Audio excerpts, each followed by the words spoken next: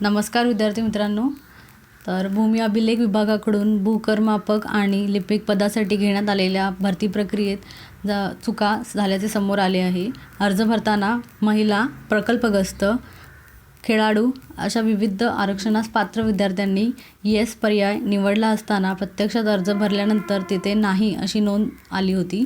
म्हणजे आपण महिला आहात का यावर जर येस केलं तर तिथे नो हा पर्याय टिकमध्ये आला होता. आणि त्याबद्दल मग जे तक्रारी आल्या होत्या त्याची पडताळणी करून पुन्हा निवड यादी करण्याचा निर्णय भूमी अभिलेख विभागाने घेतला आहे. म्हणजे आत्ताच काही दिवसांपूर्वी 5 दिवसांपूर्वीच निवड यादी आली होती. तर त्याच्यामध्ये पुन्हा फेरपडताळणी करून पुन्हा एकदा त्यांनी रिझल्ट डिक्लेअर करायचं त्यांनी ठरवलं आहे. भूमी अभिलेख विभागाकडून डिसेंबर 2021मध्ये भरती परीक्षेसाठी अर्ज मागवण्यात आले होते. त्यानुसार राज्यभरात जवळपास 70,000हून अधिक अर्ज आले होते. आत्ताच निवड यादी आणि व्हेरिफिकेशन ऑफ डॉक्युमेंट्ससाठी डेट टाईमसुद्धा प्रसिद्ध केले होते.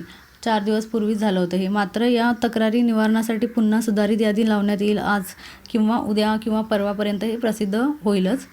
आणि ते आपण आपल्या चॅनलवर अपडेट करूच.